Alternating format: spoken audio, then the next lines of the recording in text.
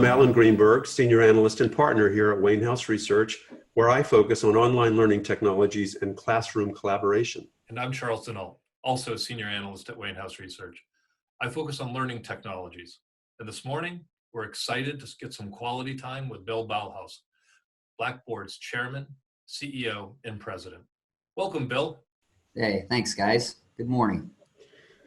Thanks for being with us. So Blackboard was a pioneer of the LMS market and is now a holistic learning solution provider that crosses multiple technologies and markets. We're going to spend the next few minutes talking with Bill about the company, the industry, and its customers. Bill, we're just a couple months past your 3-year anniversary at Blackboard. Happy anniversary, by the way. Thank you. Can you talk a little bit about the journey you've been on as a company in that period and where you are today after 3 years? Yeah, sure. I'm happy to. It's been a fun journey, and I'd characterize it, I guess, the following way. Over the last 3 years, we've been laser focused on Blackboard's cloud transformation. And by that, I mean evolving our business model into a pure SaaS business model, where we're delivering benefits to students, faculty, and institutions through a cloud-based, unique EdTech platform, differentiated not only by its breadth of capabilities, but also an unmatched user experience. And I feel like we've made great progress over the last few years, and in particular in 2018, a great year of progress at Blackboard, and more importantly for our clients, and we're excited about building on this momentum. When it comes to progress, we've really been focused in 3 areas. First, in migrating our clients to the cloud. And as of last year, all of our products are now cloud-based. And most notably, we now have over 500 Learn SaaS clients who are now on the path to Ultra, and the newest SaaS LMS experience available in the market. The second big area we've been focused in is delivering the benefits of our broad portfolio globally to our clients. And just in the last year, we signed up over 200 new LMS clients worldwide and continue to see an increase in the number of products per client, and in turn are leading the market in critical capability areas beyond the LMS, like accessibility and mobile experience. And then third, as we're moving towards a pure SaaS business model, we are greatly simplifying our business, which allows us to increase capacity for innovation and accelerate bringing new capabilities to market. And for us at Blackboard, our most complex days are behind us. We've been consolidating our data centers around the globe into the cloud. We've been reducing the number of software versions that we need to support.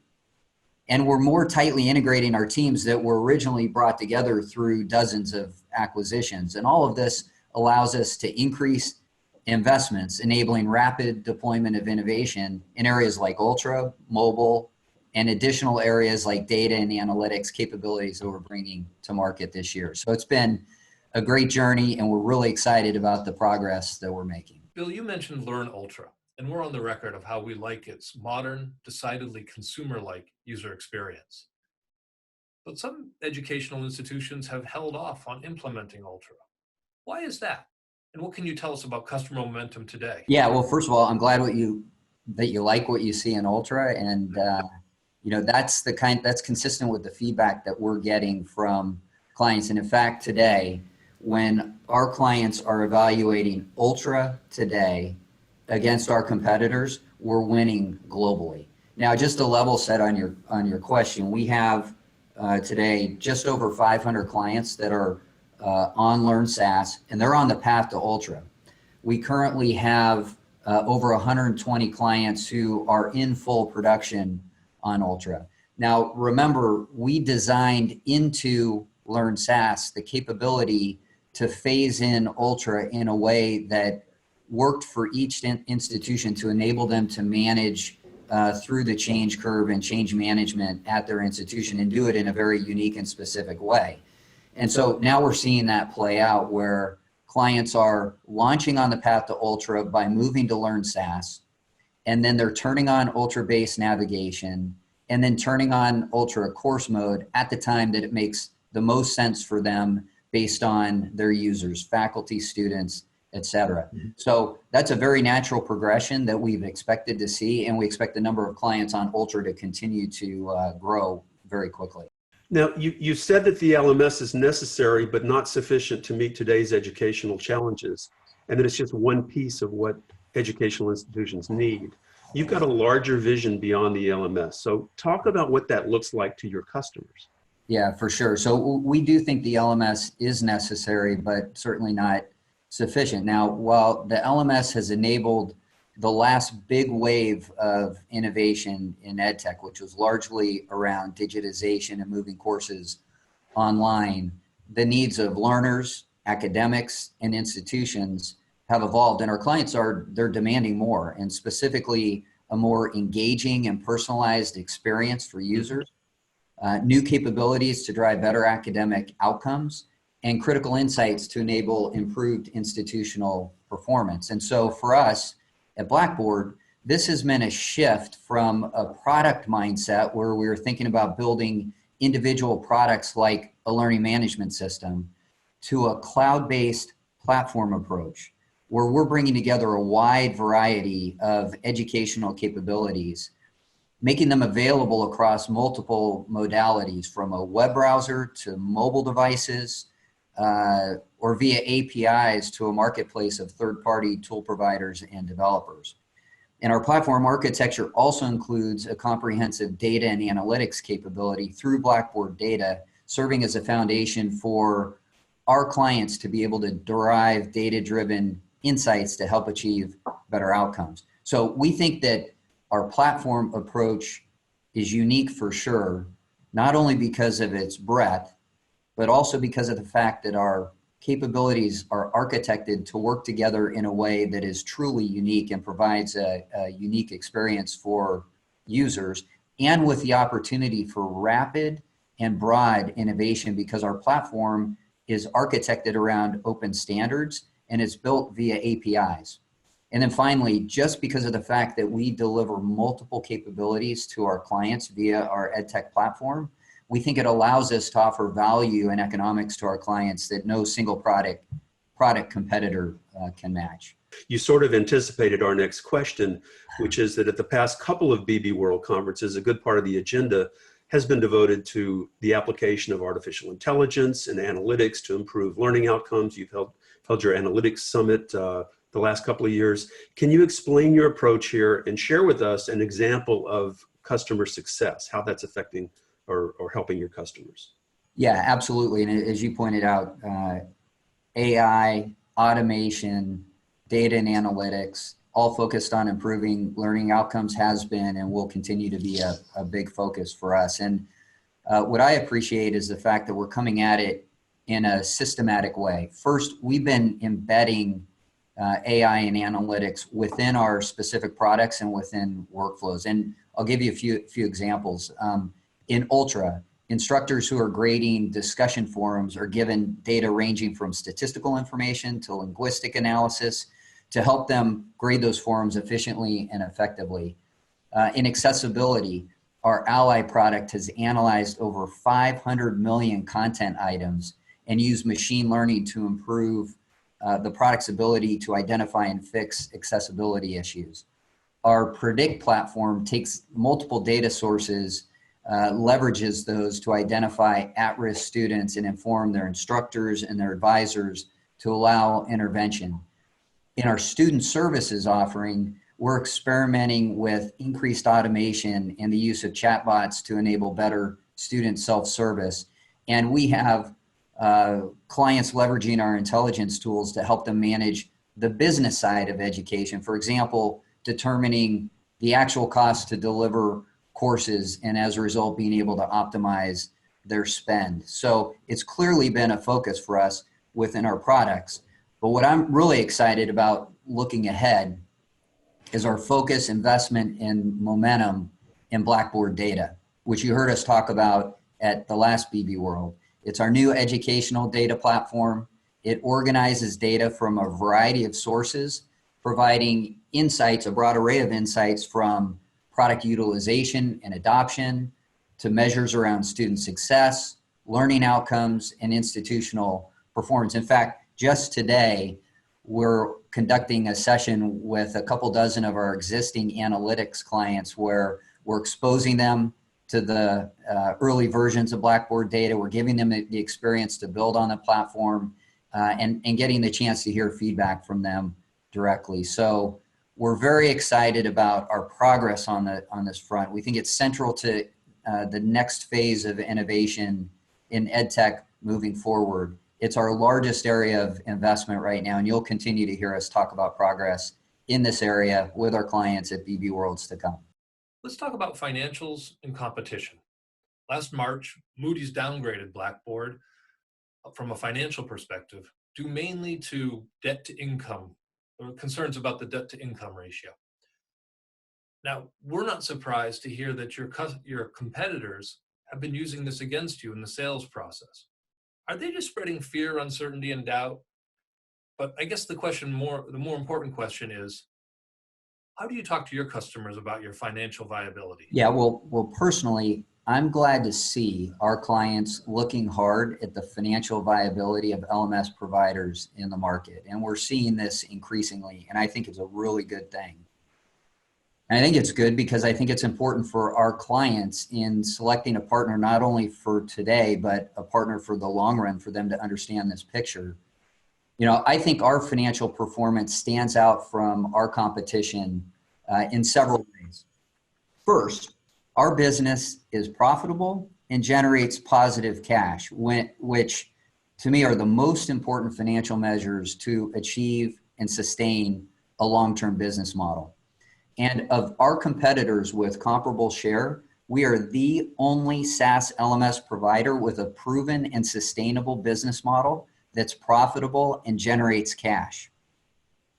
And so for our competitors that aren't profitable and generating cash, the model's not viable. So if I'm a client, I'm wondering, how is that sustainable? And the fact is, something will need to change, like raising prices or cutting investment. And if I'm a client, that's something that certainly I should be thinking about and understanding relative to selecting a partner and what the future might look like with that partner. Second aspect in which we're different from our competitors financially is that we have a unique level of investment capacity just tied to the success of our business model and our scale. And even more, as we're simplifying our business from a company that was built together through dozens of acquisitions over like a 10-year period of time toward a pure SaaS business model, we're increasing our investment capacity, and that translates into faster innovation today and into the future. And I think a great example of that is the rapid development of Ultra over the last 18 to 24 months, where we increase investment to triple our output velocity on Ultra. And then I think the third important consideration is to think about how the financial resources of a company in this space are being applied. And unlike some of our competitors who are looking to grow in adjacent markets, and in order to do that, they're de-emphasizing their investment in higher ed and instead focusing on adjacent markets like the corporate market. For us, we're taking our expanding investment capacity and we are focusing it on our current clients, the markets that we currently serve, the global higher ed market.